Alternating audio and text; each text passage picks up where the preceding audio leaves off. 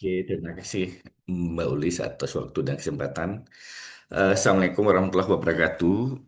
Salam untuk salam sukses untuk kita semua pada siang hari ini jam 13.11 waktu Indonesia Barat. Kita bergabung dalam satu session webinar tentang Modern Wound Management, Integrating Medical and Surgical Strategies. Hari ini ini rangkaian webinar 2 hari, hari ini dan besok. Hari ini saya akan dikasih kesempatan untuk berbicara dua topik.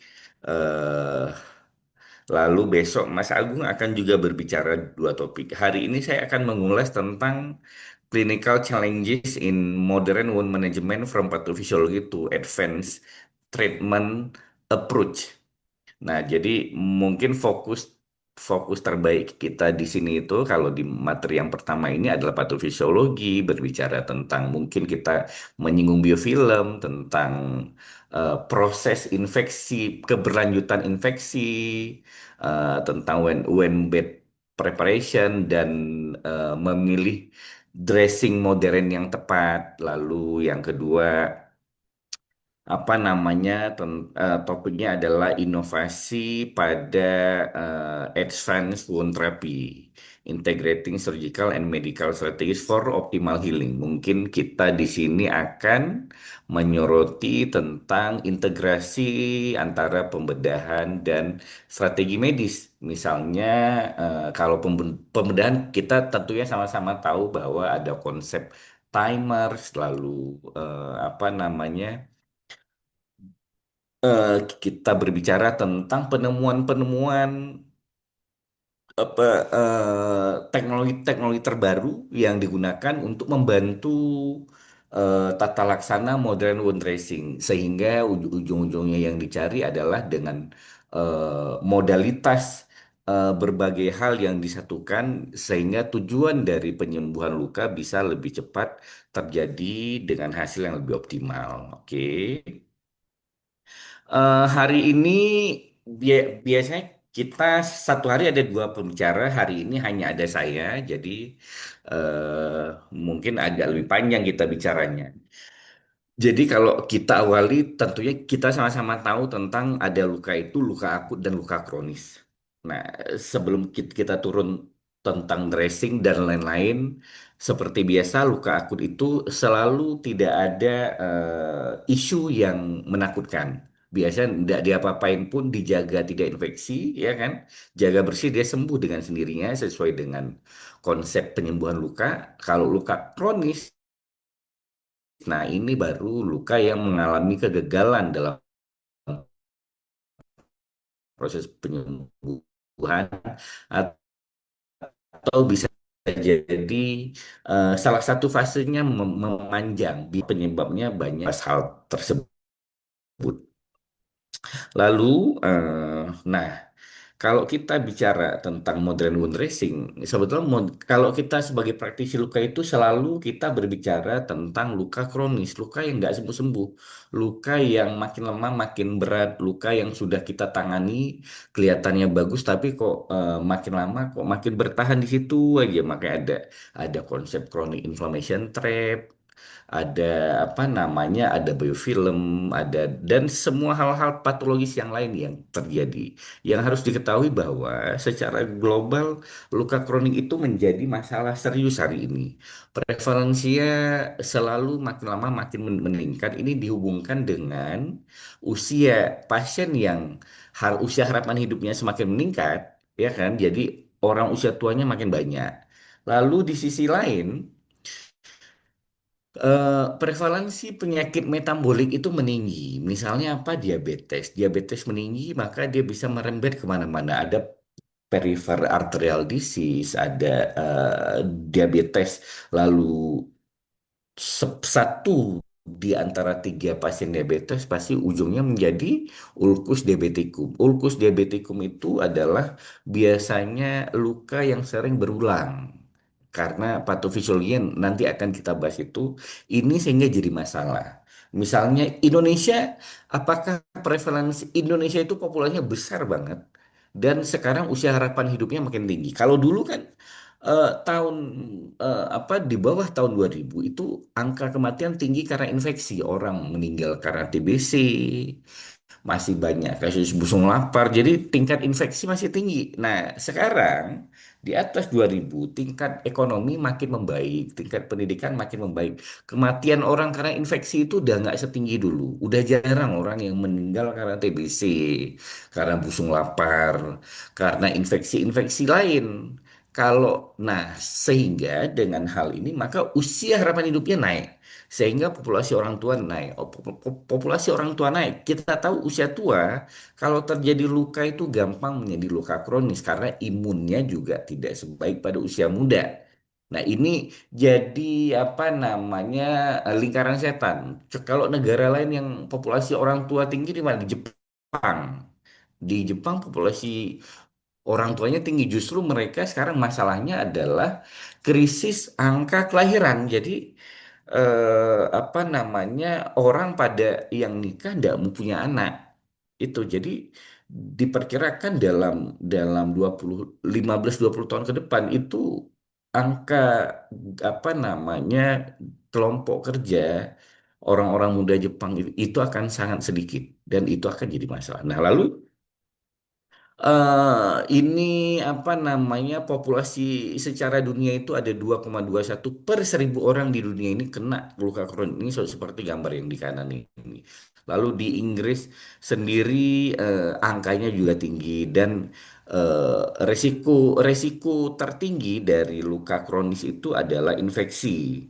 Nah, kalau kita baca literatur yang lain itu di Amerika biaya dikeluarkan itu 2,8 miliar dolar per tahun hanya untuk merawat luka kronis. Nah, ini 17 miliar dolar itu untuk diabetes foot ulcer.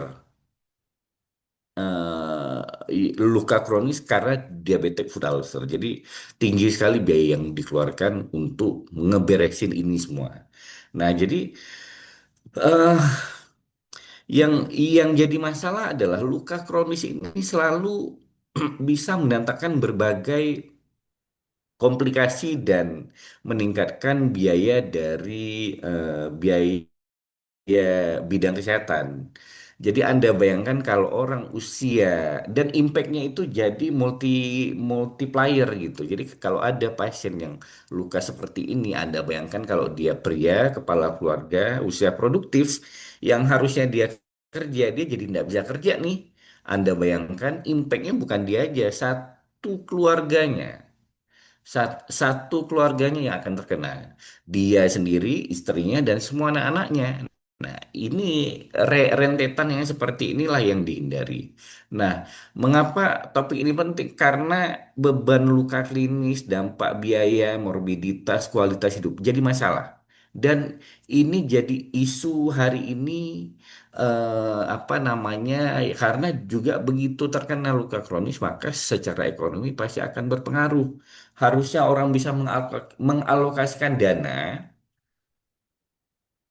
untuk di bidang lain, apakah pendidikan, apakah apa namanya kebutuhan tersier, ya kan, untuk kualitas hidup dia jadi tidak bisa. Nah, ini luka seperti ini coba bayangkan ini pasti luka diabetes foot ulcer.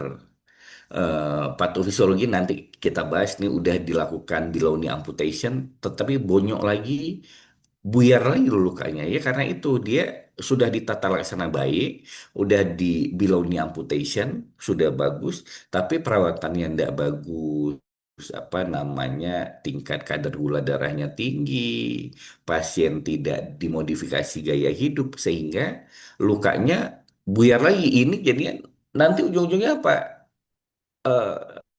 Potong lagi segmen sedikit di atas ini kan indikasi amputasi itu kalau memang sudah nekrotik, sudah jadi sepsis, sudah jadi memang tidak ada yang bisa diselamatkan. Udah kematian, aliran darahnya sudah berhenti, udah jadi fokus infeksi, maka mau nggak mau kita potong. Karena kalau kalau nggak kita potong itu fokus infeksi akan menjadi dari sepsis menjadi severe sepsis pasti itu akan mengancam nyawa. Nah, kalau kondisi macam ini ujung-ujungnya kan potong lagi. Setelah kita jahit tutup bagus, masuk ruangan, pasiennya gula juga melonjak naik turun, nggak diobati secara optimal dan lain-lain, nggak di semua parameter yang nggak diperbaiki secara optimal ya benyek lagi. Jadi lingkaran setan gitu. Inilah yang berbahaya dari si diabetic foot ulcer dan semua orang diabetic foot ulcer berpotensi mengalami hal seperti ini. Nah, ini proses penyembuhan luka Anda lihat bahwa dalam 8 sampai 10 minggu ya kan perawatan luka yang benar maka ini juga diabetic foot ulcer.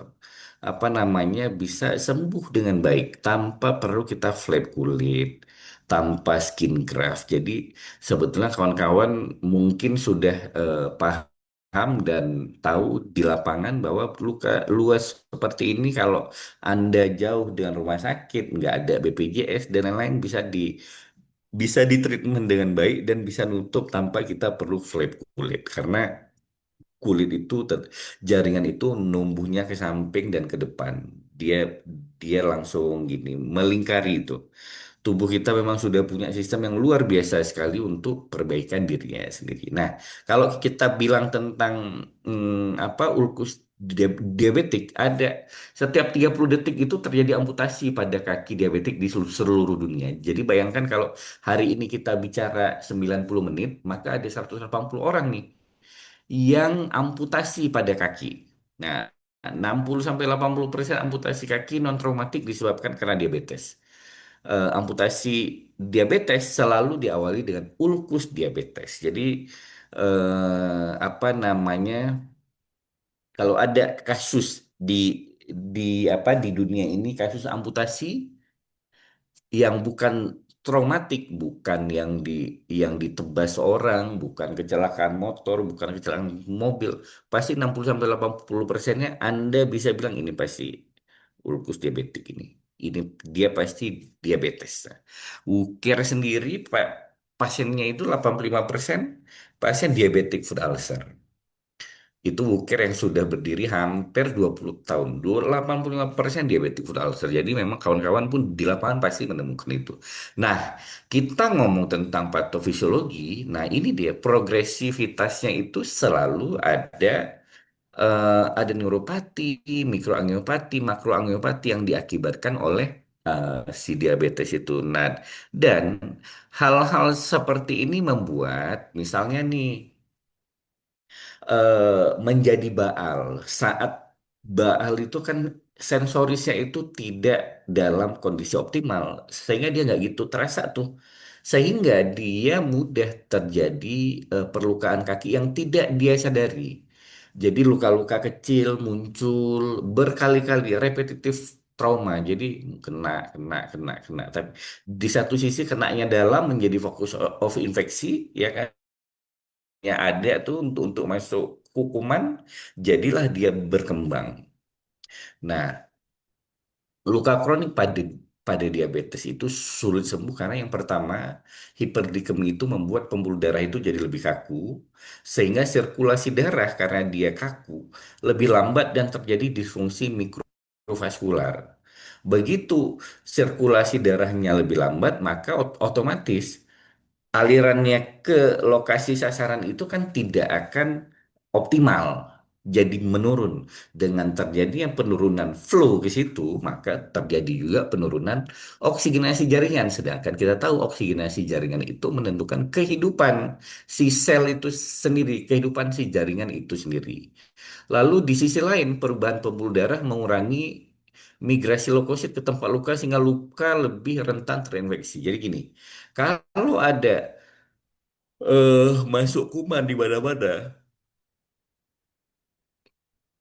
tubuh itu langsung memproduksi leukosit. Leukosit ini sistem pertahanan tubuh. Usianya kayak Kopassusnya badan ini. Kalau ada serangan, Kopassus dikirim ke lokasi serangan itu. Kalau ada luka, ada infeksi, Kopassusnya usianya 24 jam. Tubuh terus memproduksi itu. Nah, yang jadi masalah pada kondisi diabetes migrasi leukositnya ke situ apa namanya jadi turun. Di sisi lain, lingkungan yang gula tinggi ini, fungsi leukositnya juga jadi turun. Jadi selain jumlahnya menurun ke lokasi sasaran, kualitasnya juga menurun. Nah, ini yang jadi masalah. Jadi terjadi ya kalau game sekarang namanya double kill. Jadi pasukannya berkurang, yang harusnya begitu ada serangan OPM di situ kita harus kirim 1.000 Kopassus. Cuman bisa dikirim 1.000 yang sampai cuma 500. Itu udah kurang setengah. Lalu karena dia satu dan lain hal lingkungan hiperglikemi itu fungsinya menurun. Satu Kopassus itu sama kayak 10 tentara lain, tentara yang biasa. Nah, 500 yang turun ini sebetulnya kan sama seperti 5.000 pasien tentara biasa. Tapi karena fungsi terganggu, kualitasnya menurun. Jadi harusnya dia punya kemampuannya sama seperti 10 orang, cuman jadi 5 orang. Jadi Anda bayangkan yang harusnya 1.000 sampai ke situ kemampuan 10.000 tentara biasa game itu ternyata yang turunnya cuma 500 dan kemampuannya cuma 5 orang. Jadi harusnya dihadapi oleh 10.000 kekuatan menjadi hanya 2.500. Jadi ya itu yang jadi masalah gitu. Nah, di lain pihak neuropati perifer itu membuat baal, sensasi nyeri menurun, timbul luka kronik yang nggak disadari pasien sehingga lambat didiagnosis dan diterapi. Nah, begitu lambat diagnosis, lambat terapi, pasti pas di terapi itu pasti tahapannya sudah lebih advance. Nah, masalah ini relevan terjadi pada ekstremitas bawah ya kan. Semua ulkus diabetik kan selalu DFU, diabetic foot ulcer. Kenapa? Nah, kenapa kok selalu rentan pada ekstremitas bawah terutama daerah kaki? Karena kaki lebih sering terpajang luka ringan. Kaki itu kan jalan-jalan. Paling gerakan paling banyak itu kan kaki. Dan ini rentan menjadi luka kronik. Lalu perubahan fungsi motorik dan simpatis. Terjadi deformitas kaki dan peningkatan tekanan plantaris kaki. Jadi orang kaki diabetes itu sering deformitas kaki-kakinya berubah bentuknya. Kondisi kekeringan pada kaki timbul krek atau pecah-pecah dan luka kecil yang tidak disadari pada pasien. Nih, karena faktor mekanik, faktor neuropati, dan faktor vaskularisasi inilah apa namanya gambaran patofisiologi yang menyebabkan terjadinya hal yang terjadi pada diabetic foot ulcer.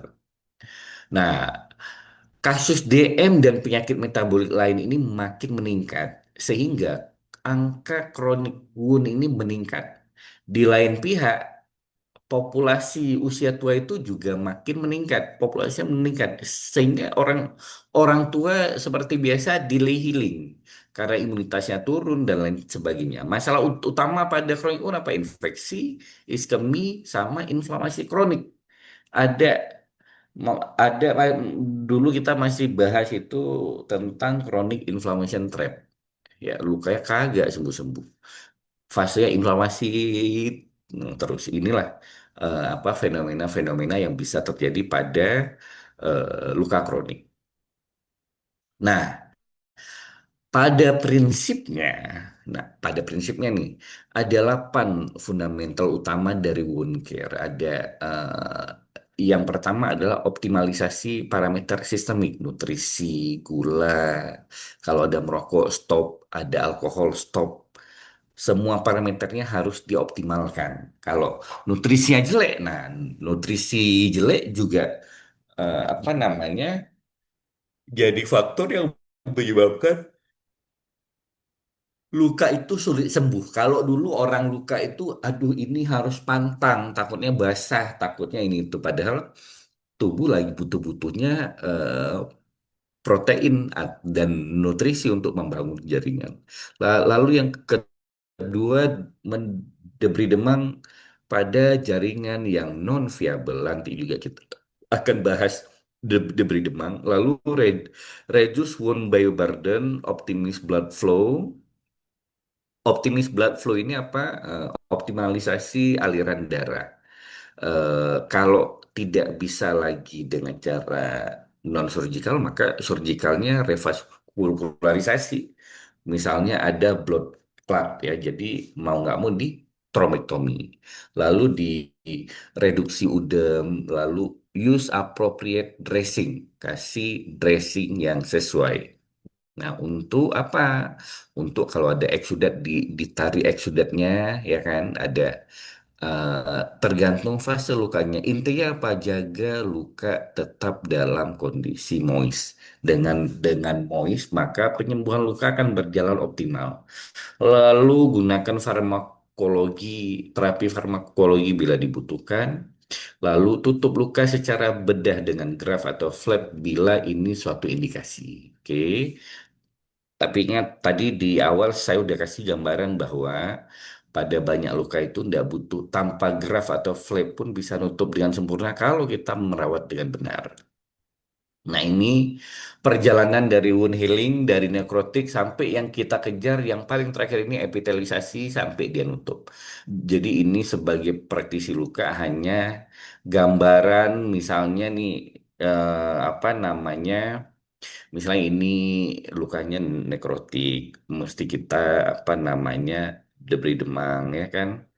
Ini fasenya SLAF, ini fase granulasi, ini epitelisasi udah pink ya, udah pink, udah bagus. Ini tinggal nutup aja berarti dengan kita tahu warna-warna ini kita jadi tahu ini kita pola perawatan kita ini berjalan sesuai atau enggak.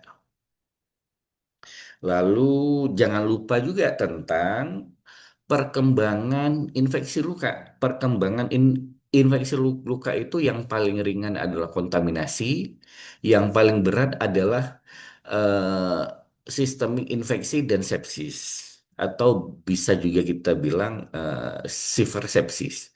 Nah, jadi ini untuk menentukan tingkat kolonisasi kuman. Jadi kontaminasi itu pada awal kena, kolonisasi kumannya mulai berkembang. Lalu kritikal kolonisasi, jumlahnya makin banyak, lalu menjadi lokal infeksi ini karena jumlahnya udah cukup dia udah mampu menimbulkan infeksi. Nah, infeksi lokal ini kalau nggak ditangani jadi infeksi yang general. Nah, infeksi general ini menjadi sistemik dan sepsis. Sepsis ini ujung-ujungnya adalah severe sepsis dan eh, multiple organ failure. Nah, perkembangannya selalu seperti itu. Nah, semakin cepat ditangani, maka intervensinya tidak akan butuh banyak, biayanya nggak tinggi, obat-obatannya tidak kompleks, ya kan? Penyembuhannya lebih bagus. Lalu mekanisme penyembuhan luka ada empat: hemostasis, inflamasi, proliferasi, dan modeling. Nah, kalau kita bicara tentang modern wound dressing, kita juga harus pahami ini.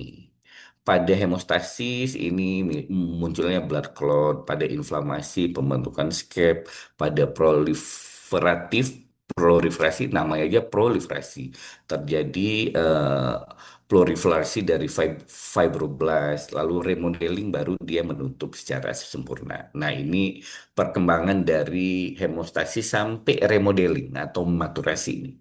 Jadi gambaran biar kita lebih mudah memahami. Nah, inflamasi itu biasanya hemostasis digabung juga ke inflamasi karena hemostasis itu terjadi segera setelah terjadi luka dan segera selesai. Langsung dimulai dengan inflamasi karena inflamasi itu yang penting. Hemostasis itu setelah luka terjadi, pembekuan darah terjadi melalui aktivasi platelet. Ya, platelet itu apa namanya dan pembentukan fibrin yang menjadi dasar struktur awal penyembuhan. Inti fase ini adalah fase kontraksi dan agregasi platelet. Nah, ini dia. Apa namanya muncul platelet plak lalu terbentuk fibrin framework deposition. Jadi fibrin ini serat ya kan. Dia menutupi ini supaya luka ini tidak terbuka. Luka ini tidak terjadi lagi perdarahan. Dia hentikan perdarahan itu dengan fibrin framework deposition. Jadi apa namanya sel darah merah kita itu ditutup supaya ngocor keluar. Lalu yang kedua, inflamasi, neutrofil dan makrofag bermigrasi ke lokasi luka untuk membersihkan kotoran, bakteri, dan jaringan nekrotik, serta mengeluarkan sitokin dan growth factor untuk fase berikutnya. Hal terpenting di sini adalah leukosit dan sitokin, selain kemungkinan terjadi resiko chronic inflammation. Ya, di fase inflamasi ini biasanya selalu terjebaknya di sini. Inflamasi yang memanjang, jarang yang proliferasi yang memanjang. Lalu konsep chronic inflammation trap, luka terjebak dalam fase inflamasi tanpa berprogres. Jadi inflamasi terus. Ini terjadi karena adanya interaksi antara host dengan dan patogen. Hostnya apa? Hiperglikemi sama disfungsi imun. Patogennya apa? Biofilm. Jadi ada kondisi ini dia kerjasama nih biofilm terbentuk. Kan kita tahu biofilm ada film itu lapisan lapisan. Makanya masih ingat nggak kaca film yang di mobil? Nah, ada lapisan yang menutup sehingga kalau kaca film mobil sehingga sinar ultraviolet itu nggak masuk ke dalam, sinar matahari itu nggak masuk ke dalam. Nah, biofilm juga begitu, dia membentuk jaringan di situ kayak iron dome sehingga leukosit nggak sampai ke situ, antibiotiknya nggak sampai ke situ. Nah, jadi dia berinteraksi hiperglikemi terus dia merusak, merusak, merusak, sedangkan kita mau tolong tidak bisa menghasilkan siklus apa namanya siklus setan apa namanya inflamasi terjadi kerusakan, sedangkan kerusakan itu sendiri membuat inflamasinya lebih banyak lagi. Ya, jadi mutarnya di situ-situ aja. Lalu yang ketiga, fase proliferasi. Nah, fibroblast memproduksi kolagen dan matrik ekstraseluler. Angiogenesis berlangsung untuk suplai darah baru dan keratinosit migrasi untuk nutup luka. Inti fase ini adalah tentang granulasi, angiogenesis termasuk epitelisasi. Nah, dia re-establishment kontinuitas jaringan kan tadi luka itu bahasa lainnya kan pengertiannya disfungsi apa namanya apa diskontinuitas dari jaringan. Nah, ini pada proliferasi ini di establishment kembali dibenerin lagi nih jaringan luka yang diskontinuitasnya yang rusak ini.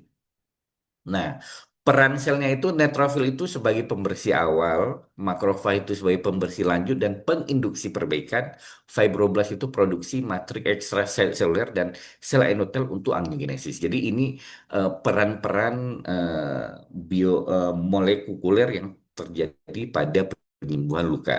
Nah, sedangkan remodeling apa ilustrasinya seperti ini.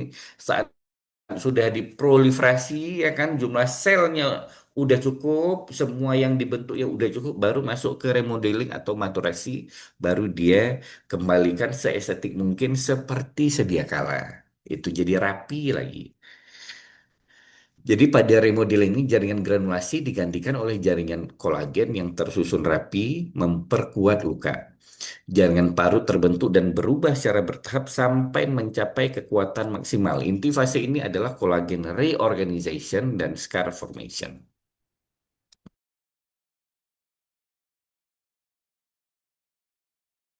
Apa namanya modern dressing dan advanced modern wound care technology. Karena yang paling sering itu karena infeksi, karena perfusinya buruk tadi karena apa? Karena hipoksia jaringan. Kondisi hiperglikemi membuat apa namanya flow-nya itu berkurang. Flow-nya berkurang, jaringan oksidasi berkurang sehingga perfusnya buruk. Nutrisi juga kenapa? Karena nutrisinya buruk. Lalu faktor sistemik bisa karena diabetes, usia, imunitas. Faktor lokal bisa karena biofilm, hipoksia atau pH luka yang tidak benar. Lalu kasus tersering pada kondisi-kondisi seperti ini, ulkus diabetik, pressure injury, venous ulcer, trauma, luka bedah. Ini kasus-kasus yang sering sekali dikupas oleh Wuker. Nah, ini saya mengingatkan bahwa faktor-faktor yang berkontribusi terhadap penyembuhan luka. Jadi kawan-kawan, eh, yang harus dipahami adalah berbicara luka itu kita berbicara satu hal yang sangat luas.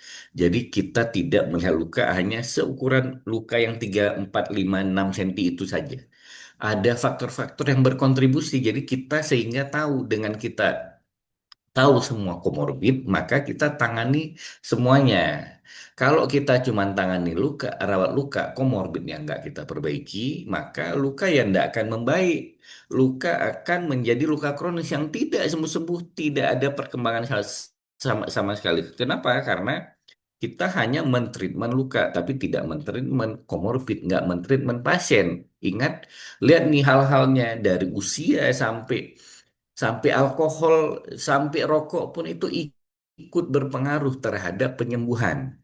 Malnutrisi, benda asing, diabetes, steroid, cancer, jaundice ya, pasien kuning, pasien yang sedang radiasi. Jadi hal ini luas sekali. Jadi kalau Anda dapat pasien, selami pasien itu dalami faktor sistemik dan non sistemiknya, termasuk tentang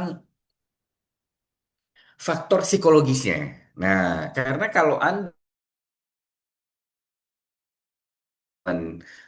komorbid dengan baik, ternyata dia ada gangguan psikologis, Anda tidak perbaiki itu juga berpengaruh.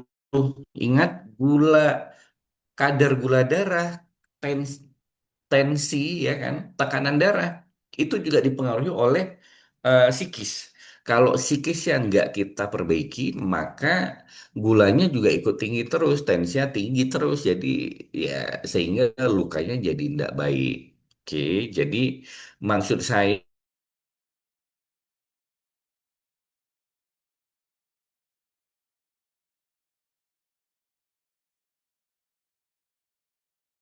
kasih semangat untuk pasien karena mayoritas pasien luka kronis itu datang banyak yang merasa dirinya itu udah jadi sampah, udah jadi orang yang menjadi beban untuk yang lain gitu. Jadi kalau dia datang dengan stres dan merasa diri tidak berharga, sampai ke situ Anda harus treatment, kasih semangat dia, kasih foto ke pasien-pasien luka Anda yang udah sembuh. Ini loh Pak, saya punya pasien yang lebih berat, tapi bisa sembuh. Ini Bapak pasti sembuh, Bapak bisa beraktivitas kembali, Bapak bisa kerja seperti sedia kala. Kasih dia semangat. Karena kalau Anda nggak buat macam itu, kalau dia nggak semangat di rumah, perawatannya jadi tidak optimal. Kagak sembuh-sembuh, nanti begitu nggak sembuh yang disalahin Anda. Jadi apa nama lingkaran setannya itu muternya itu aja jadi kayak inflamasi menyebabkan kerusakan jaringan kerusakan jaringan menyebabkan inflamasi yang makin berat lagi inflamasi yang makin berat lagi kerusakan jaringan lebih berat lagi jadi lingkaran setannya muter makin parah ini juga di pasien seperti itu. Nah, konsep dalam perawatan luka jangan pernah salah apa jangan pernah luka ini time atau timers time. T itu tisu, I itu inflamasi, M itu moist, E itu epitelisasi, R itu support merangsang penyembuhan, S itu perbaikan kualitas hidup sosial. Nah, jadi ini langkah-langkah awal. Tapi ingat, semuanya selalu dimulai dari awal. T, perbaiki dulu tisunya. Tisunya dengan apa? Membuang jaringan non-viable, non-vital, nekrotik. Iya, dengan apa? Dengan debri demam. Jadi kita membuat luka kronis menjadi luka akut. Jadi segar lagi luka ini, ya kan? Sehingga makanya ada istilah wound bed preparation. Karena begitu luka ini kembali bagus, nggak ada biofilm, nggak ada staph, nggak ada pus ya kan, jadi segar kembali, baru bisa kita persiapkan nih. Kalau ada obat-obatan dan lain-lain, dia kerjanya lebih bagus. Oke, dengan tidak ada lagi biofilm, maka apa migrasi leukosit ke situ bisa lebih optimal. Lalu yang ke situ akan bisa bekerja secara maksimal. Nah, ini nah ini sebagai wadah dasar dalam perawatan luka. Di tengah-tengah ingat nih, luka harus lembab, moist. Nah, kalau lukanya kering, maka kita harus prepare menjadi lembab. Kasihnya apa? Hidrogel dan kering. Supaya dari kering ini menjadi lembab. Kalau luka basah, berarti kita harus mengabsorpsi eksudat ini.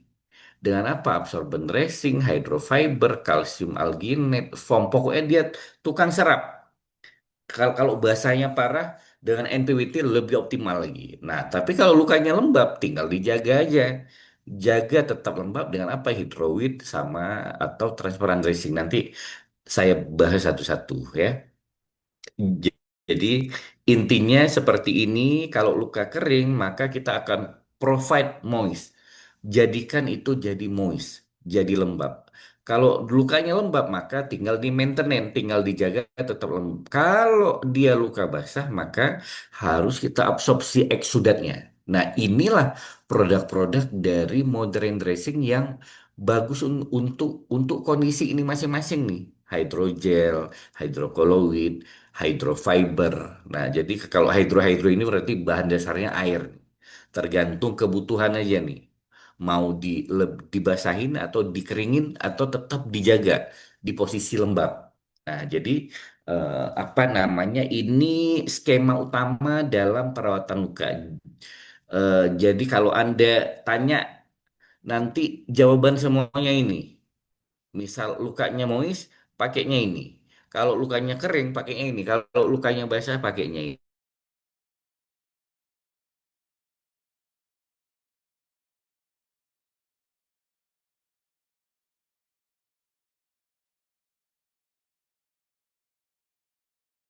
Lalu penyembuhannya lebih cepat. Lalu menghemat waktu kita. Lalu menghemat uang. Memang kesannya lebih mahal, tapi penyembuhannya lebih cepat, rawat lukanya lebih jarang, sehingga kalau kita hitung biaya dengan konvensional wound dressing, memang kelihatan murah, tapi konvensional wound dressing kagak sembuh-sembuh. Ganti perban kalau lagi basah bisa sehari 3 kali. Nah, kalau seperti ini ganti perban bisa 3 hari sekali. Bayangkan perbedaan jauhnya, ya kan? Sehingga save money, save your time. Nah, bagaimana memilih modern dressing? Tadi udah saya rinci kondisinya basah, kondisinya lembab, kondisinya kering. Apa yang harus dipilih? Tadi udah dijelaskan. Nah, ini yang pertama wound cleansing dan solution. Nah, wound cleansing dan solution ini penting untuk meremove, untuk membuang semua kontaminasi yang berpotensi untuk menjadikan itu inflamasi. Jadi cuci luka itu membuat apa namanya kontaminannya hilang. Nah, jadi makanya kan ada eh, tek- kalau di Wukir ada itu yang air bertekanan itu dia bisa membersihkan semua luka. Nah, bisa pakai steril water, ya kan, cairan steril atau normal selain dia punya kelebihan dan kekurangan masing-masing. Steril water itu hipotonik, kalau normal selain itu isotonik. Nah, steril water ini bisa disimpan lebih dari 24 jam setelah kita buka. Kalau normal selain harus kita pakai dalam 24 jam setelah kita buka. Lalu ada sodium hipoklorit. Ini cairan untuk pencucian kelebihan dan kekurangan masing-masing. Kalau sodium hipoklorit ini steril dan dia bisa broad spektrum. Semua luka, semua dengan berbagai macam bakteri dan mikrobanya bisa dengan sodium hipoklorit. Dia mudah didapat. Lalu ada octenidin. Ini eh, efektivitasnya tinggi sekali untuk MRSA, Pseudomonas, untuk virus, untuk jamur non toksit, non iritan. Apa namanya?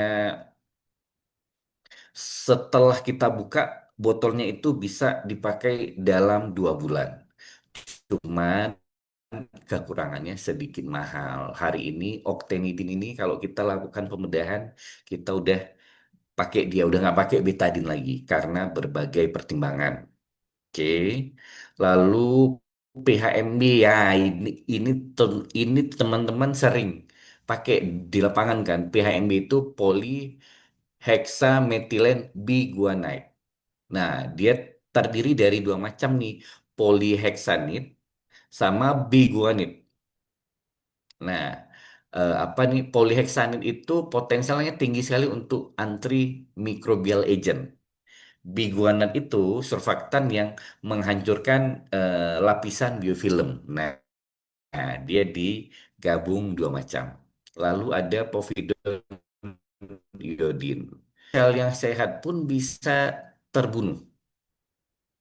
Dan untuk pasien hipertiroid tidak boleh ini karena betadine itu untuk orang yang ada hipertiroid bisa lebih berat apa namanya kasus tiroidnya. Jadi kalau kita dokter bedah pasien tumor tiroid itu dengan povidone iodine.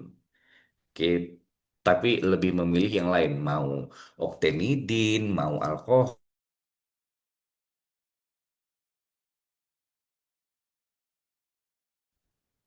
eh, apa namanya hidrogen peroksida ini dilakukan pada luka yang terinfeksi setelah diencerkan. Biasanya menjadi 3%. Karena ini bisa menyebabkan nyeri sekali dan dia kayak sensasi terbakar. Nah, jadi ini sekarang udah mulai ditinggalkan karena lebih parah dari betadine. Betadine ini bisa merusak sel yang sehat, tapi si H2O2 ini lebih berat lagi bisa merusak sel yang sehat. Cuman keuntungan H2O2 ini dia bisa membantu munculnya oksigenasi di situ namanya hidrogen peroksida. Nanti terbentuk oksigen di situ sehingga kalau ada luka-luka yang terperangkap yang anaerob begitu kena H2O2 ini langsung ter apa namanya langsung terperbaiki. Yang lain ada chlorhexidine. Dia tapi tidak efektif untuk melawan Mycobacterium, melawan virus, melawan jamur.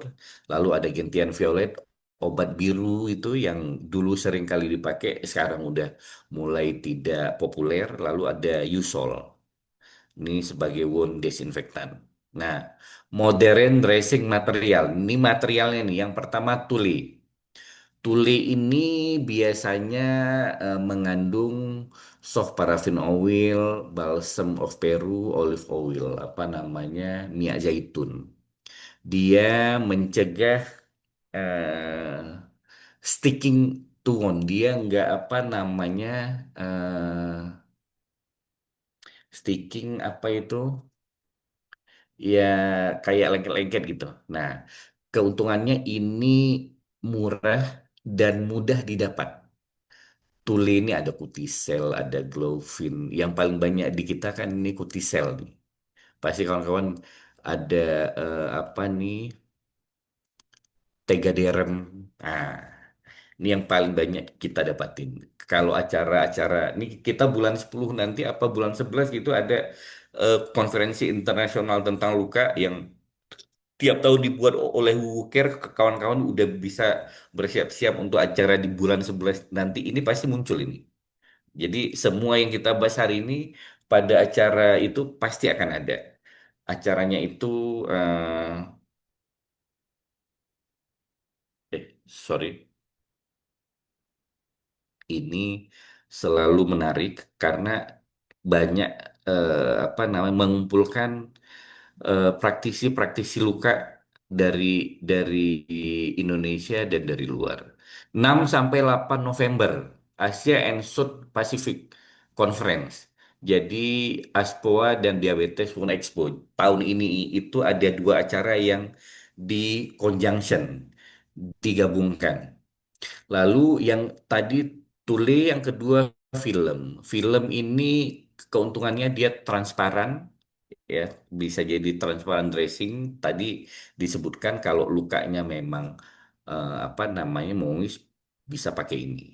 Bisa jadi bacterial barrier, dia waterproof dan breathable. Oke. Lalu hydrogel. Nah, hydrogel ini tadi udah saya bilang kan ada hydrogel, hydrocolloid, hydrofiber. Berarti bahan dasarnya itu air. Dia itu bersifatnya lembab, digunakan untuk luka yang kering. Dikasih hydrogel biar dia menjadi lembab. Kan tadi ada diagram itu tengah moist, di sini kering, di sini basah. Hydrogel itu di sini nih dari kering menjadi moist. Oke. Nah, jadi ini nggak boleh digunakan pada luka yang basah. Kenapa ya? Karena makin basah. Lalu ini hidrogel, lalu ada hidrocolloid dressing. Nah, eh, dia bisa mengabsorpsi cairan. Jadi hidrocolloid ini tapi secara perlahan. Tadi letaknya itu hidrocolloid. Nah, hidrokolloid itu di tengah. Jadi dia tugasnya itu adalah menjaga tetap apa namanya? Tetap tetap lembab.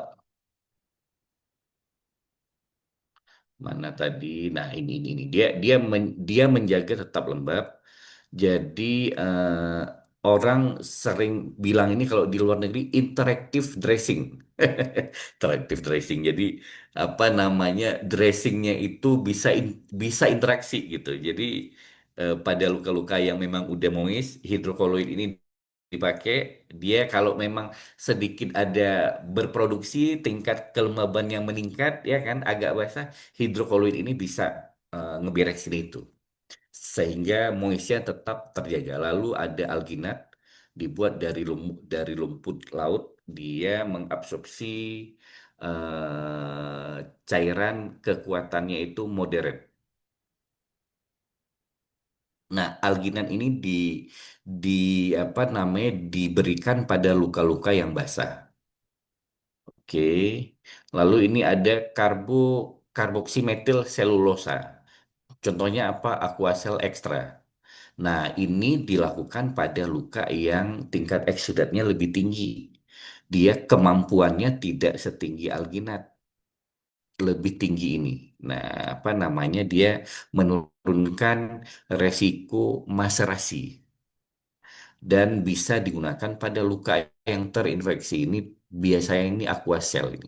Ini pada kondisi-kondisi inilah yang saya bilang dengan pakai aquacell ekstra Anda bisa rawat luka 2 hari sekali mungkin. Tapi kalau pakai kasta biasa bisa satu hari 3-4 kali. Dulu saya pas pendidikan bedah itu ada algisel di rumah sakit, itu perbedaannya jauh banget.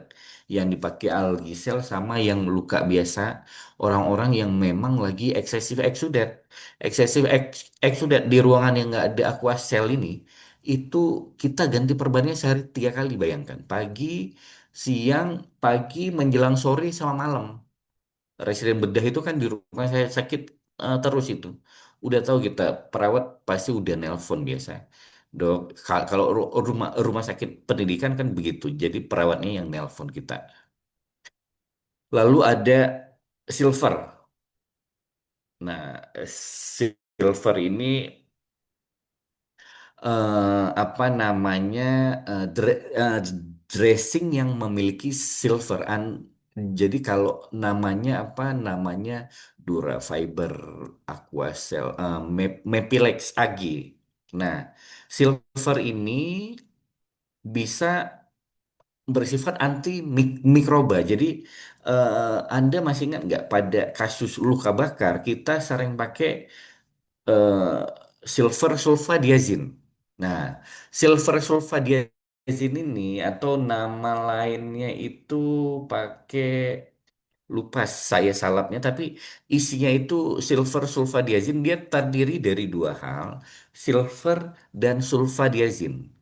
Silver ini salah satunya adalah untuk antimikrobial. Nah, ini sama dilakukan pemberian silver pada luka.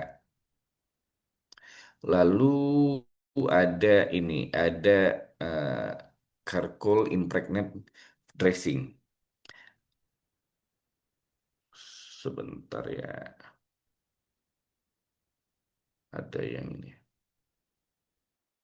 ada yang, hmm, oke udah. Nah, charcoal impregnate dressing ini, charcoal ini kan arang. Nah, berarti ada arang di situ. Dia bisa dilakukan sebagai secondary dressing. Apa namanya? Kalau ada bau, ini bisa mungkin yang dari arang itu kan apa namanya gugus gugus hasilnya gugus hidrogen dan si itu apa ya? Jadi dia kalau ada yang luka-luka yang berbau, nah dengan memakai ini dia baunya bisa lebih ditekan. Lalu ada collagen dressing. Nah, collagen dressing ini sebetulnya lebih optimal pada kasus-kasus yang sedang dalam fase eh, granulasi dan epitelisasi. Dia karena yang dressing yang punya kolagen ini dia lebih superior dalam meningkatkan kemampuan granulasi dan epitelisasi sehingga luka itu menutup lebih cepat. Nah, tapi ini yang jadi masalah tidak bisa diberikan pada luka infeksi karena kemampuan dia terhadap luka infeksi itu rendah sekali kolagen dressing ini. Jadi pada luka-luka yang udah bagus, nggak ada biofilm, nggak ada pus, nggak ada tanda lokal infeksi. Nah, kolagen dressing ini bagus. Jadi kita lihat lukanya memang nggak ada hal-hal yang patogen lagi.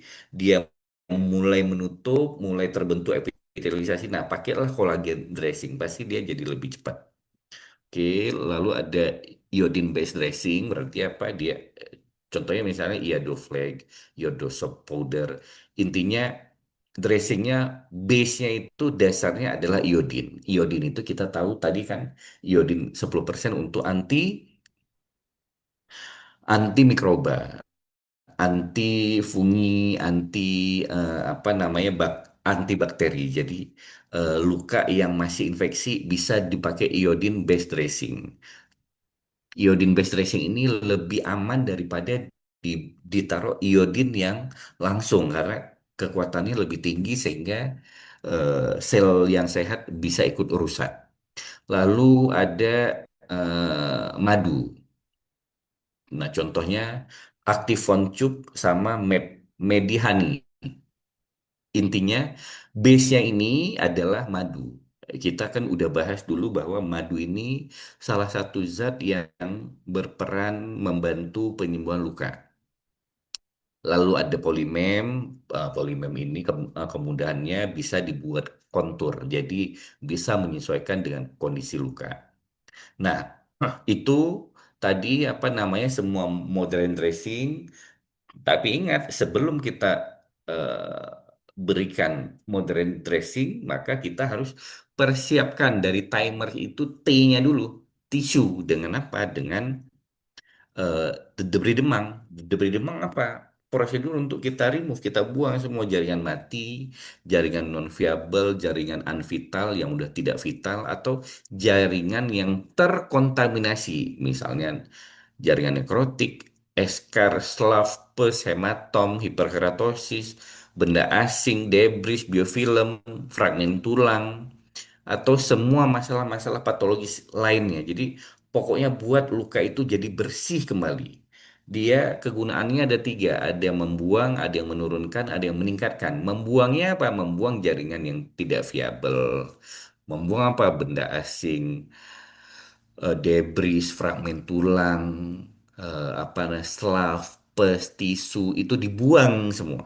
Kalau yang diturunkan apa excessive exudat dengan kita debris demang, kita pijat, kita cuci kan itu udah satu kesatuan itu sehingga excessive exudatnya jadi turun.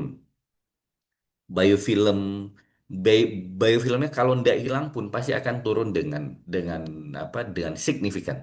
Tapi ingat, biofilm itu mudah terbentuk kembali dalam 24 sampai 72 jam. Makanya butuh kalau ada debris demang di lokasi, di apa namanya, di tempat sampel praktek Anda, lihat apakah ini kasus-kasus yang butuh periodik debri demang. Cara taunya gimana? Lihat perkembangan lukanya. Makanya tadi ada wound continuum tuh. Wound continuum itu gambaran luka ini. Apakah ini mengarah ke epitelisasi atau justru makin mundur ke arah nekrotik. Lalu yang ditingkatkan, enhance-nya apa? Epitelisasi, penutupan luka, ya kan, pinggiran luka semakin menyempit. Oke, jadi itu Jabri Demang ini integral, bagian integral dari manajemen luka. Ini penting sekali, aspek yang penting. Nah, ini juga saya ingatkan kenapa saat Anda Jabri Demang, Anda harus betul-betul lihat luka itu, jangan sampai ada benda asing di situ. Karena salah satu tujuan Jabri Demang harus pastikan benda asing terbuang. Karena benda asing ini jadi fokus infeksi di situ. Fokus infeksi dan inflamasinya tidak akan hilang-hilang selama masih ada benda asing. Tubuh akan terus bereaksi. Itu jadi jangan diberi demam setengah hati, Anda tidak tahu kondisi luka yang sesungguhnya, ya kan? Masih ada benda asing di situ, ya itu apa namanya masalah itu. Metodenya ini kita tahu surgical, enzimatik, biologi, mekanikal, hidrostatik, autolitik, malahan ada ultrasound assisted debris demam. Ultrasound yang dibantu oleh debris demam yang dibantu dengan teknologi ultrasound. Nanti ini juga ada ultrasound yang untuk perawatan luka. Debris demam harus tepat dan terukur agar tidak menyebabkan kerusakan jaringan sehat di sekitar luka yang dapat memperburuk kondisi luka dan menimbulkan komplikasi seperti perdarahan, nyeri, serta infeksi tambahan. Debris demam yang tidak presisi atau dilakukan secara sembarangan dapat memperlambat penyembuhan dan meningkatkan risiko komplikasi. Salah satunya apa? Perdarahan. Kalau udah kena arteri, nah itu bahaya. Itu berpotensi perdarahan tidak terhenti dan berpotensi amputasi, kematian jaringan. Frekuensi dan interval debris demam yang tepat juga penting karena debris demam yang dilakukan secara berkala setidaknya 1 minggu sekali terbukti meningkatkan kemungkinan kesembuhan luka kronis secara signifikan. Ini kenapa pada luka-luka yang tidak ada perkembangan, luka-luka yang chronic inflammation threat, yang mana pasti ada biofilm di situ dengan periodik debris demam, maka terbukti meningkatkan kesembuhan yang lebih cepat secara signifikan. Karena kita tahu setelah kita diberi demam sekali, itu dalam 24 sampai 72 jam biofilm bisa terbentuk kembali. Oke. Nah, ini ringkasan hubungan debris demam dan biofilm. Dengan debris demam, struktur biofilm dirusak dan diangkat, jumlah bakteri yang berkurang signifikan, sensitivitas bakteri yang meningkat karena apa? Nggak ada lagi biofilmnya, antibiotiknya masuk. Inflamasi luka menurun, penyembuhan lebih progresif, resiko rebiofilm tetap ada, makanya perlu terapi lanjutan, perlu periodik debris demam. Nah, inilah pentingnya debris demam pada luka yang punya biofilm. Nah, peran bedah dalam luka kronik bukan hanya dalam paradigma lama, tindakan bedah pada luka sering dikaitkan dengan infeksi akut, abses, atau nekrosis berat. Namun pada luka kronik, peran bedah telah berkembang menjadi bagian integral dari strategi penyembuhan jangka panjang, bahkan ketika tanda infeksi akut tidak dominan. Jadi bedah ini dengan apa namanya quick identification, maka hasil yang baik jadi lebih cepat bisa didapatkan. Jangan sampai udah berat dulu baru dikirim, udah benyek parah baru dokter bedahnya turun tangan. Nah, itu jadi masalah, penyembuhannya juga jadi lebih lama. Apa namanya? Nah, lalu ada konsep regenerasi jaringan. Adalah konsep penyembuhan. Melalui regenerasi jaringan adalah proses penyembuhan di mana jaringan yang rusak atau hilang akibat luka kronis dapat diperbaiki dengan membentuk kembali jaringan yang memiliki struktur dan fungsi asli secara utuh. Proses ini melibatkan stimulasi sel-sel progenitor atau sel punca untuk memperbanyak diri dan berdiferensiasi menjadi sel yang dibutuhkan. Pembentukan pembuluh darah baru atau angiogenesis serta produksi matriks ekstraseluler ECM yang sehat sehingga hasil penyembuhan mendekati kondisi jaringan sebelum luka terjadi. Jadi masa depan dari perawatan luka adalah ini sebetulnya konsep regenerasi jaringan. Jadi dengan konsep regenerasi jaringan maka penyembuhannya lebih cepat, lalu penyembuhannya itu mendekati kondisi jaringan sebelum luka terjadi. Jadi tidak ada scar atau hipertrofik scar yang berlebihan. Penyembuhan regeneratif sangat diharapkan karena luka kronis biasanya terhambat oleh peradangan berkepanjangan dan gangguan proses penyembuhan alami. Terapi modern menggunakan pendekatan regeneratif seperti MSC, mesenchymal stem cell, terapi sekretum, dan faktor pertumbuhan, growth factor yang membantu mengatasi inflamasi, mendorong pertumbuhan jaringan baru, dan memperbaiki microenvironment luka sehingga mempercepat proses penyembuhan dan menghasilkan jaringan yang lebih sehat dan fungsional dibandingkan hanya penyembuhan reparatif biasa. Jadi kalau konsep ini apa ini? Konsep regenerasi jaringan ya ini dia memang meregenerasi. Jadi kalau ada katabolisme dan anabolisme fase penghancuran eh, dan pembentukan, maka pembentukan ini yang ditingkatkan. Teknologi modern dalam perawatan luka seperti terapi tekanan negatif NPWT dan penggunaan growth factor buatan HBOT, LLLT, hyperbaric oxygen terapi, low level laser terapi ini masuk sebetulnya dalam teknologi modern, advanced wound care, modern teknologi, meningkatkan hasil penyembuhan dengan dukungan teknologi gitu. Nah, ini modern wound care advanced teknologi yang saya bahas tadi ini apa muncul 5H di tempat saya ini bentar ya. Nggak bisa didilik saya ini. Nah, oke. Kita ini lagi. Udah hampir ini dikit lagi nih. Ini yang bagian yang terakhir modern wound care advanced technology. Dia ada NPWT, ada hyperbaric oxygen chamber, ada photobiomodulation therapy, ada laser therapy, ada topical oxygen therapy, ada ultrasound healing therapy, ada microcurrent device therapy. Jadi intinya ini teknologi-teknologi. Nah, yang paling banyak yang mudah kita terapkan adalah ini negative pressure wound therapy. NPWT ini udah mulai banyak diterapkan di Indonesia, udah mulai berkembang. WUCare udah punya alat ini dari 7 tahun yang lalu ini. Nah, ini kalau Anda pengen mendalami tentang NPWT, kita melakukan tanggal 25 kalau nggak salah bulan ini, itu ada workshop NPWT. Nanti bagaimana Anda akan terpana dengan NPWT itu pada luka yang eksesif eksudat dominan, penyembuhannya jadi lebih cepat, merawatnya jauh lebih mudah. Jauh lebih mudah. Dan alat ini bisa reusable. Ya, jadi Anda beli satu alat, Anda bisa pakai berkali-kali. Oke. Nah, NPWT nih. Nah, NPWT itu namanya aja negatif pressure. Dia dengan tekanan negatif, dia hisap itu semua eksesif eksudat.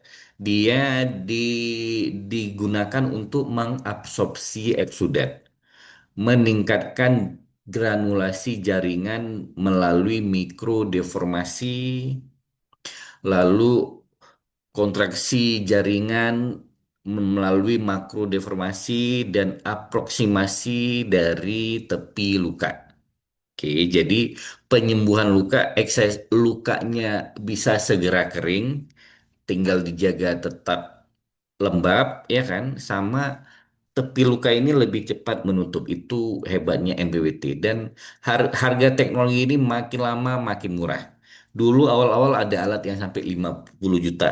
Hari ini yang 5 juta pun udah ada. Dan pasien juga bisa bawa ini ke rumah. Jadi Anda bisa cas ini disewain ke pasien selama dia pakai. Hasilnya lebih bagus, nggak perlu rawat luka sehari 3 4 kali, ya kan? Pasiennya juga lebih nyaman. Kalau dihitung-hitung, biayanya jadi jauh lebih murah dengan hasil yang jauh lebih optimal. Lalu yang kedua HBOT, Hyperbaric Oxygen Chamber Therapy. memberikan 100% konsentrasi oksigen 100% pada seluruh tubuh, pada seluruh sistem tubuh untuk membantu angiogenesis dan tissue growth, perkembangan pertumbuhan jaringan. Nah, ini dulu ini mesin ini mahal banget ini. Setahu saya harganya 15 M. Masuk situ, tapi banyak sekali orang-orang yang luka diabetes itu sembuh dengan ini. Nggak jadi amputasi dengan ini. Luar biasa memang. Jadi teknologi ini kan oksigen 100% bertekanan dimasukkan ke dalam. Dulu awalnya teknologi ini hyperbaric chamber ini digunakan pada kasus keracunan karena penyelaman. Pasien terlalu cepat naik, ya kan, tekanannya tidak disesuaikan oleh tubuh, pasiennya jadi lumpuh. Tapi begitu masuk ke dalam hyperbaric chamber, itu lumpuh itu dari orang lumpuh langsung bisa lari. Itulah luar biasanya dia. Tapi akhirnya ini dimodifikasi, dipelajari. Ini bisa juga untuk merawat luka dan terbukti bagus banget. Di klinik saya ini ada ini. Itu dan yang saya bilang harga teknologi ini juga makin murah. Kalau dulu sampai 15 M, hari ini 1 M udah dapat. Tapi kan untuk kita kalau yang di klinik rawat luka kan nggak mungkin beli ini. Untuk mesin ini aja udah 1 M paling murah. Nah, jadi tidak mungkin, maka yang paling enak diaplikasikan ini harga murah, hasil optimal. Nah, ini mesti Anda refer ke rumah sakit yang punya ini. Tidak semua rumah sakit punya ini. Sangat jarang rumah sakit memiliki ini. Lalu yang berikutnya topikal oksigen terapi. Memberikan konsentrasi oksigen langsung pada luka selama 24 jam.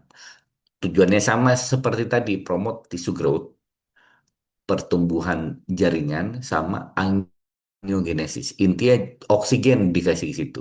Diharapkan meningkatkan kemampuan oksigenasi jaringan. Kan tadi masalahnya apa? Masalahnya adalah kondisi hiperglikemi itu membuat oksigenasi jaringan itu terhambat. Oksigenasi jaringan itu tidak adekuat, tidak optimal. Lalu ini ultrasound terapi. Jadi dengan ultrasound bisa untuk apa namanya terapi perawatan luka. Dia dengan panjang gelombang tertentu mampu membunuh lebih dari 80% bakteri pada permukaan luka. Nah, ini teknologi perkembangan dari ultrasound yang dipakai dengan panjang gelombang tertentu, biasanya low energy. Gelombangnya gelombang low energy, apa namanya, tidak perlu kontak langsung, eh, ultrasonnya dengan ditempelin luka, cukup dikasih jarak, ya kan, tidak perlu kontak, dia udah bisa membunuh lebih dari 80% bakteri di situ. Nah, ini biasanya panjang gelombangnya, wavelength-nya udah diatur supaya harganya lebih murah. Jadi dia hanya punya kemampuan wavelength tertentu, eh, energi rendah, energi yang rendah pada level tertentu supaya harganya lebih murah. Lalu low light laser terapi. Nah, ini di klinik saya juga ada ini.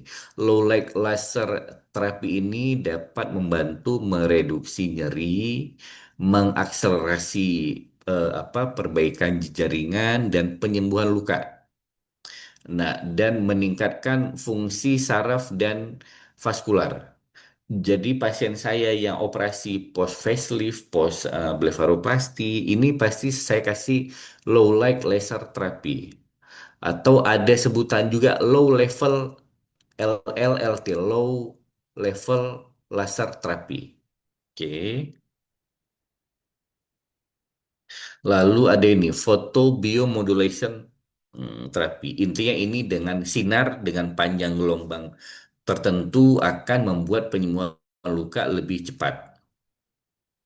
Lalu ini microcurrent device therapy ini lebih dominan untuk pain relief terapi pada luka akut atau luka kronik.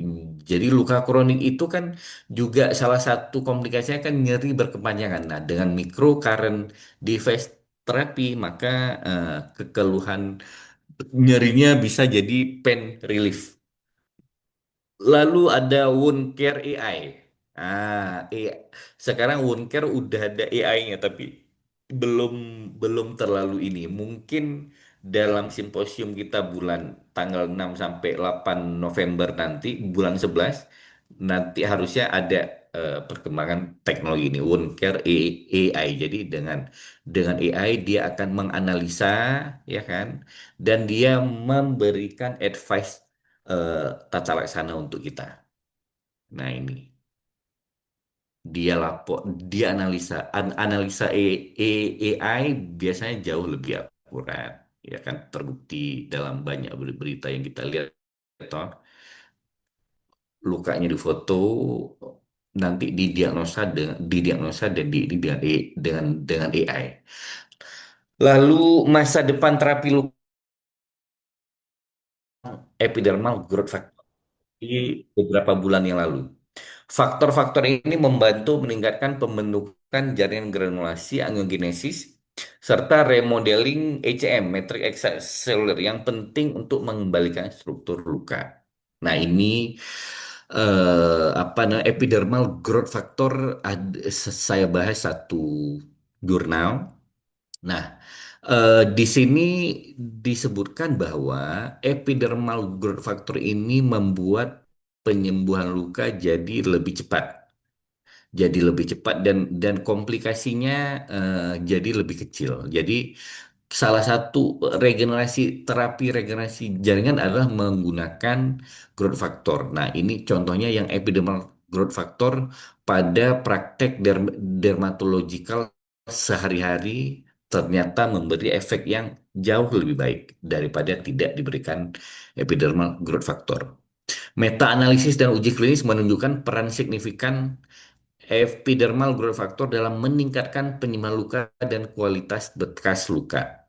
Terapi growth factor dapat memperbaiki hasil klinis dan pasien, mengurangi komplikasi dan biaya perawatan jangka panjang. Oke. Lalu sel punca. Sel punca tadi jam setengah 3 ini. Terapi sel punca terutama mesenkimal juga menjadi inovasi penting dalam penyembuhan luka kronis. Sel punca ini dapat berdiferensiasi menjadi berbagai tipe sel yang diperlukan untuk regenerasi jaringan kulit. Sel punca membantu mengurangi inflamasi kronis, meningkatkan angiogenesis, dan merangsang apa namanya pertumbuhan jaringan. Penggunaan faktor pertumbuhan, growth factor, dan terapi sel punca merupakan modalitas terapi regeneratif yang efektif dalam mempercepat penyembuhan luka kronis dengan cara meningkatkan regenerasi dan remodeling jaringan. Jadi ini slide udah terakhir ini. Jadi sel punca ini dalam terapi regenerasi itu stratanya paling tinggi, sel punca, stem cell itu paling tinggi. Nah, nanti di bawahnya baru ada growth factor, baru ada sekretom, baru ada eksosom. Nah, sel punca ini kan stem cell itu hasil sekresi stem cell menjadi namanya sekretom. Lalu sekretom ini bisa diproses lagi menjadi molekul yang jauh lebih kecil, itu namanya eksosom. Nah, eksosom ini isinya ada growth factor, di dalam sekretom juga ada growth factor. Tapi bisa juga growth factor ini diekstraksi sendiri. Makanya sekarang sudah ada gel growth factor. Nah, itu bagus banget untuk penyembuhan jaringan. Saya mau kasih ilustrasi kasus. Nah, ini wanita 50 tahun. Beliau ini lihat gambar, saya bisa tunjukin nggak kalau ini? Ini. Ini mudah-mudahan nampak tanda panah saya. Nah, ini keputihan nih. Ini pasien ini sebetulnya adalah orang-orang yang hyper treatment. Jadi ini lihat ini lebih putih dibandingkan ini. Ini biarpun dia pakai bedak, tapi kan nampak beda nih. Beda warna di sini di zigoma sama di sini nih. Ini lebih putih, ini lebih putih. Nah, ini lebih khas, lebih jelas lagi nih bahwa ini putih-putih ini sebetulnya ini akibat dari hidroquinone dari apa skincare yang mengandung hidroquinone atau apa namanya yang sering yang sering di apa namanya dikasih tahu sama doktif itu dokter detektif jangan pakai skincare yang menggunakan merkuri ya ini dia nih yang dapat menyebabkan ini sebetulnya jaringannya mati nih tidak ada pembuluh darah. Nah pasien ini datang ke saya ingin dilakukan facelift itu jaringan ini kita buka semua ini baru nanti otot dalam nih kita revisi, kita kencangin lagi, kita tarik di sini, baru kulitnya kita tarik lagi, kelebihan kulitnya baru kita buang. Nah, ini saya udah edukasi bahwa ini ada kemungkinan setelah kita facelift lukanya hitam nih, mati jaringannya. Karena ini ini hidup karena sudah jadi jaringan mati aja sih. Ini di sini juga nih, di leher. Nah, ini juga nih. Oke, tapi yang paling khas ini nih. Cuman pasiennya maksa ke saya, dia pengen facelift karena dia merasa wajahnya udah turun, pengen lebih kencang. Maksa saya dia bilang ada cara ada kita buka lebih dalam di plan. Tapi tidak menghilangkan resiko ini. Oke, Dok, coba lakukan yang terbaik. Saya operasi. Setelah operasi begitu kita tutup langsung nih hitam. Nih yang tadi di kanan kan lebih di kanan nih lebih berat dari yang di kiri toh. Nah, langsung yang di kanan hitamnya parah. Parah nih di kiri. Ini segera setelah operasi nih. Setelah kita facelift nih kita tarik udah kencang, tapi ini hitam. Yang kanan ini lebih nih. Ini kan celaka 12. Kalau zaman dulu luka hitam seperti ini belum ada terapi regenerasi, konsep terapi regenerasi jaringan untuk perawatan luka. Ini jadi musibah celaka 12 bukan 12 celaka 24. Kalau udah hitam macam ini kan kita praktisi luka, Anda-anda kan pasti tahu ini pasti mati ini, ya kan? Langsung saya berikan waktu itu sekretum. Yang pertama, kenapa saya berikan sekretom? Karena sekretom itu hasil sekresi dari stem cell. Dia punya semua zat dari stem cell dia punya. Jadi kencingnya stem cell itulah sekretom. Nah, sekretom ini pada kondisi inflamasi dia bekerja dengan baik sekali. Makanya pada awalnya saya langsung suntik sekretom 3 dosis. Oke. Lalu pulang ke rumah saya rawat dengan apa namanya dengan eh, growth factor, gel growth factor. Jadi suntik dia dengan sekretom, pulang ke rumah rawat luka dengan gel growth factor di sekitar ini. Oke, ini segera setelah operasi. Ini hari ketiga. Hari ketiga saya melihat level hitamnya nih, hitam yang berat banget di sini yang harusnya ini jadi jaringan mati. Ini saya lihat justru jadi berkurang berkurang toh. Nah, tapi memang inilah kondisi kulit yang hipersensitif karena overtreatment karena merkuri bahayanya merkuri itu. Tapi saya lihat nih hari ketiga tidak ada perburukan justru makin membaik nih. Jadi hitamnya itu berkurang. Berarti ini dia bekerja dengan baik sekretom dan growth factor. Hari ketiga saya suntik exosom. Oke, tetap rawat dengan growth factor dan lihat ini hari ke-14. Lihat jaringannya hidup. Yang paling parah nih kan yang di kanan nih hilang. Ada foto terbaru ndak saya masukkan.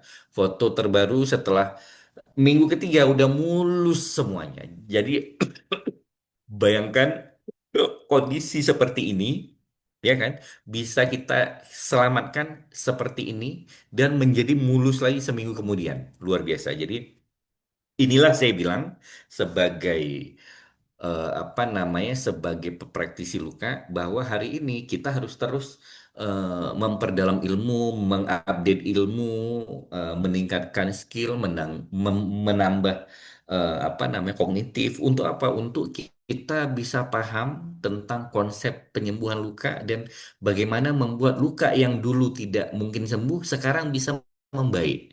Itu. Jadi ya makanya saya selalu mengajak kepada semua teman-teman yang senang luka atau memang yang sudah mendedikasikan hidupnya dalam perawatan luka untuk terus kita menambah apa namanya menambah ilmu, menambah pengetahuan, meningkatkan skill. Tujuannya apa? Tujuannya untuk pasien. Makanya kalau ada sesuatu hal yang misalnya Anda ingin dalami, misalnya Anda ingin mendalami tentang NPWT. Maka tinggal ikuti aja apa namanya webinar tentang NPWT. Kalau mau yang lebih optimal, maka ikuti apa namanya workshop tentang NPWT. Kalau nggak salah dalam bulan ini tanggal 25 minggu depan ya 2 minggu lagi ya atau 10 hari lagi akan ada workshop tentang NPWT. 2 hari kalau nggak salah itu di UKIR. Lalu kita tanggal tanggal berapa ini? Tanggal 6 sampai 8 November di IPB International Convention Center akan ada Asia and South Pacific Conference. Jadi nanti ada Diabetes Wound Expo bekerja sama dengan ASPOA, Asia and South Pacific Ostomy Association. Jadi dibandingkan tahun lalu lebih meriah lagi, tahun ini pembicara luar negerinya lebih banyak lagi. Mudah-mudahan kita bisa bertemu di situ dan bisa berdiskusi banyak hal dan mengikuti perkembangan-perkembangan terbaru yang ada dalam wound care teknologi. Mungkin ini yang bisa saya berikan, lebih dan kurang saya mohon maaf, saya kembalikan kepada Mbak Ulis. Oke, baik. Terima kasih Dokter Indra yang sudah memberikan materi yang sangat luar biasa. Tadi sangat panjang sekali, tapi mudah-mudahan Bapak Ibu bisa memahami dengan maksimal ya materi yang diberikan oleh Dokter Indra. Kita akan masuk kepada sesi diskusi. Silakan Bapak Ibu yang memiliki pertanyaan dan juga mungkin studi kasus yang ingin ditanyakan bisa langsung tuliskan di kolom chat atau menggunakan fitur raise hand dalam bertanya. Kita akan masuk kepada pertanyaan pertama, Dok, dari Ibu Denitri atau Bapak ya, ini Kak Denitri. Assalamualaikum, izin bertanya dokter, bagaimana prinsip kita dalam perawatan luka modern pada pasien dengan gangguan vaskuler? Ada beberapa kasus yang ditemukan pada gangguan vaskuler agak lama untuk penyembuhannya. Mungkin boleh jawabannya dok, silakan. Oke, pada kasus gangguan vaskuler, nah kita selalu jadi masalah karena gangguan vaskuler itu kan menyebabkan apa nama, udah pasti itu gangguan vaskuler menyebabkan hipoksia jaringan. Hipoksia jaringan ini menyebabkan luka jadi nutrisinya itu tidak optimal. Jadi bisa kebayang dong bahwa kalau nutrisi dan oksigenasi ke situ tidak baik kan pasti jadi lukanya tidak sembuh-sembuh. Nah, level level cara kita melihatnya sebetulnya adalah apakah Anda sudah melakukan pola perawatan yang tepat. Pola perawatan yang tepat yang tadi kan kita sama-sama tahu luka itu harus kita kondisikan dalam posisi MOIS. Jadi dalam wound dressing itu kalau Anda sudah timer, sudah wound bed preparation, Anda sudah beri demam lokal, Anda udah wound cleansing, Anda sudah cuci dengan baik, tidak ada eksudat jaringan, lukanya bersih, Anda lakukan penggunaan dressing yang sesuai, Anda lihat perkembangan dari luka itu sendiri. Dari mana? Dari wound continuum itu, dari gambarannya. Apakah luka ini secara grafik menuju ke epitelisasi atau mundur? Nah, kalau mundur, maka ada kemungkinan satu terjadi perburukan level dari gangguan vaskularnya meningkat. Misalnya, apa namanya vaskularisasi yang terhambat itu biasanya eh, plak yang terjadi pada pembuluh darah itu tergantung. Kalau 10-15% maka luka masih bisa sembuh. Kalau 50% maka luka itu mulai menggelap. Kalau di atas 50% pasti makin ke arah yang rusak. Jadi bagaimana kita mengevaluasi ini dan sudah berapa lama kita rawat. Kalau Anda sudah melakukan segala upaya yang bisa Anda lakukan secara konvensional, tidak terperbaiki, mau nggak mau ini harus secara operatif. Jadi kalau seperti ini Anda sudah rawat lama, tidak ada perbaikan, justru makin menurun. Mungkin itu terjadi apa namanya perburukan dari sisi kerusakan vaskular yang awal plak yang terjadi di pembuluh darah hanya 15%, hanya 30%, dia makin lama makin meningkat. Kalau seperti ini arahnya jangan tunggu sampai makin berat. Anda harus lempar ke bagian bedah. Nanti kita akan lakukan USG Doppler untuk memeriksa ini atau arteriografi. Gold standarnya arteriografi, tapi kalau tidak bisa arteriografi maka dengan USG Doppler. Nah, dari situ ditentukan butuh dilakukan trombektomi atau enggak. Tapi kalau di daerah, nah, saya selalu menyuruh pasien kan karena plak yang terjadi di pembuluh darah itu kan ada hard plak, ada soft plak. Kalau soft plug itu masih gampang. Masih gampangnya apa? Kan dalam kita evaluasi luka kan lihat semua komorbid pasien nih. Kita lihat ini kemungkinan ini ada gangguan vaskular. Kita bisa nilainya dari mana? Dari ABI kan. Ankle brachial index. Lalu kalau pasiennya di daerah atau Anda di pinggiran ndak sulit kirim ke dokter bedah, pasiennya nggak ada uang untuk bepergian, salah satunya apa? Secara konservatif tingkatkan aliran flow-nya. Jadi kalau memang apa namanya ada plak di arteri, ada gangguan vaskular kan aliran darahnya ganggu ini kan. Tidak optimal, maka kalau tidak optimal pasti jumlah yang masuk ke situ tidak banyak. Cara satu-satunya adalah alirannya harus ditingkatkan sehingga apa jumlah yang masuknya jadi sama persis kayak paru-paru kita. Saat kita sesak nafas, itu jumlah oksigen yang diterima untuk diproses itu berkurang. Makanya jumlah laju pernapasannya yang ditingkatkan supaya oksigen yang diterima sama. Ini begitu juga. Jadi cara aplikasinya macam mana? Suruh pasiennya olahraga. Pokoknya bagaimana flow darahnya itu bisa meningkat. Dengan olahraga kan heart rate-nya meningkat, aliran darahnya pasti lebih eh, apa lebih kencang. Harapannya aliran darah lebih kencang sehingga oksigenasinya lebih meningkat. Satu. Yang kedua, kalau ada soft plaque, dia akan terkikis. Jadi persis ini kayak ada satu sungai. Kalau alirannya tidak mengalir atau alirannya lambat, maka sampahnya numpuk. Tapi kalau alirannya cepat, itu sampah-sampahnya pada ke bawah itu sama. Lalu gunakan lagi misalnya ini yang bisa diaplikasikan di lapangan. Kalau saya suruh pasiennya minum banyak. Minum banyak itu untuk mendilusi, membuat apa minum banyak itu juga membuat viskositas darah menurun. Kalau buah-buahan saya suruh makan semangka karena semangka juga ikut membantu viskositas darahnya bisa diturunkan. Dengan darah lebih encer, maka aliran darah ini lebih mudah gitu. Itu yang bisa saya jelaskan untuk kasus yang apa namanya ada masalah pada gangguan vaskular pada luka. Intinya sebagai eh, wound care clinician, kita mengevaluasi, kita menilai, merumuskan apa namanya protokol perawatan luka sesuai dengan kesepakatan di bidang kita bahwa luka harus dirawat secara lembab, ya kan? Tinggal lihat nanti perkembangannya ini membaik atau memburuk. Jadi merawat luka itu adalah satu episode yang berkelanjutan dan terus menerus. Jadi tidak ada itu setelah sekali datang pasien kita ganti perban, taruh model wound dressing, pulang dia selesai urusan tidak seperti itu. Jadi tujuannya pasti nggak akan tercapai. Oke, next Mbak Ulis. Oke, baik. Terima kasih dok untuk jawabannya yang sangat luar biasa. Mudah-mudahan menjawab pertanyaan dari Kak Deni ya. Selanjutnya pertanyaan kedua dari Kak Reja Gunawan. Dok, harusnya diberi demen idealnya dilakukan berapa kali agar hasil optimal tanpa merusak jaringan yang sehat? Nah, mungkin boleh jawabannya silakan dok.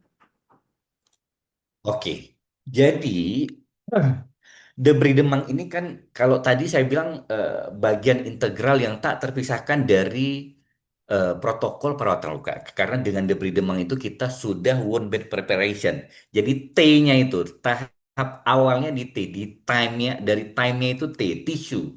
Jaringannya kita persiapkan buat luka itu menjadi luka segar dari luka kronik ya, dengan ada pus, ada biofilm, ada slaf, ada eschar, ada jaringan nekrotik, buang semua menjadi luka yang kembali apa namanya dasarnya sudah baik, tidak ada hal-hal yang apa namanya yang patogen, baru kita rawat luka, kan sudah dipersiapkan itu apa jaringannya.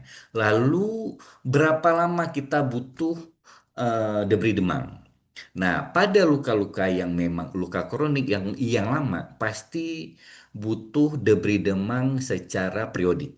Karena apa? Biasanya pada kasus-kasus ini sering terjadi chronic inflammation trap. Chronic inflammation trap salah satu penyebab yang nggak bisa dipisahkan itu adalah terjadinya biofilm yang aktif. Jadi kalau biofilm ini kita tahu dengan debri demam yang optimal, yang adekuat, yang semua kawan-kawan bisa lakukan di rumah pasien atau di klinik rawat luka pasien, rawat luka teman-teman, artinya biofilm dibuang dengan disiram saja, dengan wound cleansing aja, sebagian biofilm itu udah terbuang karena sebetulnya biofilm itu iron dome yang jaringannya itu hanya biofilm, lapisan biologis yang tipis. Lalu dengan debri demam, pijat, cuci, rawat, buang semua jaringan yang tidak viable itu terangkat semua. Cuman eh, re apa namanya reformation dari biofilm itu dalam 24 sampai 72 jam bisa muncul kembali. Tapi munculnya dalam perlahan-lahan lalu dia progresif. Makanya kadang-kadang kalau kita lihat dari jurnal-jurnal ada yang menyebutkan debri demam periodik bisa dilakukan 3 hari sampai seminggu sekali, tergantung kondisi luka. Jadi tidak ada apa namanya, tidak ada ketentuan khusus yang harus berapa hari harus diberi demam per berapa hari. Tapi Anda sebagai wound care clinician menilai perkembangan luka itu sendiri. Anda akan tahu ini butuhnya seminggu sekali apa 3 hari sekali. Pada kondisi-kondisi yang sangat aktif mungkin 3 hari, lalu makin lama makin dikurangi sampai seminggu sekali, lalu udah stop. Itu. Kembali lagi, evaluasi dari perawatan luka adalah hal yang utama. Dengan kita evaluasi, kita jadi tahu ini masih butuh diberi demam atau mungkin ini masih seminggu lagi bisa kita diberi demam lagi, begitu. Oke, jadi kunci utamanya adalah evaluasi. Oke, Mbak Ulis. Oke, baik. Terima kasih Dokter Indra untuk jawabannya. Bapak Ibu yang lain, apakah ada lagi pertanyaan untuk Dokter Indra? Empat. Udah mau jam. Oke, Hmm. jika memang tidak ada lagi pertanyaan, kita cukupkan sesi diskusi bersama Dokter Indra yang sangat luar biasa. Sebelum menutup sesi di hari pertama ini, mungkin bisa diberikan closing statement-nya untuk hari ini. Silakan, Dok. Oke, jadi eh bentar ya. Judul kita modern wound dressing. Ntar saya lihat di sini nih, modern wound dressing. Oke, nah ini judul kita inovasi dan strategi dressing berbasis evidence based practice dalam manajemen luka klinis. Jadi saya ucapkan terima kasih atas kesempatan yang diberikan kepada saya untuk jadi pembicara pada topik hari ini. Jangan lupa besok masih ada topik lanjutan, Mas Agung Ginanjar akan membahas lebih dalam lagi dalam kaitan praktik sehari-hari yang bisa dilakukan oleh teman-teman dalam hal modern wound dressing dan segala macam teknologi yang ditemukan yang sangat membantu kita dalam merawat luka. Jadi yang mau saya sampaikan sebagai closing statement bahwa sebagai wound care clinician, kita tahu bahwa kita hidup dalam dunia yang dinamis dan perkembangan teknologi yang terus-menerus terbentuk dan lahir. Jadi banyak teknologi-teknologi baru itu yang selalu sifatnya sangat membantu kita, sangat mempermudah kita sebagai wound care clinician. Contohnya saya tadi saya sharing kasus saya yang harusnya itu tidak mungkin sembuh, jaringannya jadi hitam, jadi rusak. Bayangkan kalau wajah menghitam, nekrotik kan itu jadi cacat. Tapi dengan kita mengikuti perkembangan teknologi apa namanya dalam hal wound care, maka kita bisa menerapkan teknologi itu sehingga bisa memberikan hasil yang terbaik dan optimal bagi pasien. Jadi dalam kaitan contoh itu saya juga mengajak teman-teman untuk terus menggali hal-hal hal-hal yang muncul dalam teknologi wound care terkini sehingga itu bisa teman-teman terapkan dan membantu teman-teman dalam pelaksanaan kegiatan merawat luka pasien dalam praktik sehari-hari. Mudah-mudahan dengan ini bisa kita terapkan, maka hasil akhir yang kita harapkan adalah memberikan syafaat bagi pasien-pasien kita. Dengan syafaat itu didapatkan pasien sembuh lebih cepat, lebih optimal waktu penyembuhannya sehingga dia bisa kembali bekerja dan bisa kembali produktif. Mungkin itu yang bisa saya berikan. Lebih dan kurang saya mohon maaf. Wabillahi taufiq wal hidayah. Wassalamualaikum warahmatullahi wabarakatuh. Waalaikumsalam warahmatullahi wabarakatuh. Terima kasih Dokter Indra yang sudah memberikan closing statement dan juga materi yang sangat luar biasa hari ini. Mungkin boleh sekali lagi kita foto bersama terlebih dahulu. Bapak Ibu yang lain mungkin boleh buka kameranya. Kita foto bersama dengan Dokter Indra. Oke, siap. Satu, dua, tiga. Sekali lagi Bapak Ibu sekalian. Satu, dua, tiga. Wah, terima kasih Dokter Indra yang sudah Jangan lupa memberikan. besok, ya kawan-kawan ya. Betul, jadi Sampai bertemu kembali besok, sorry. betul. Terima kasih Dokter Indra. Sehat selalu. Oke, Kita ketemu lagi nanti di Bogor ya, juga dan sampai amin. Baik. beristirahat kembali. Terima kasih Dokter Indra.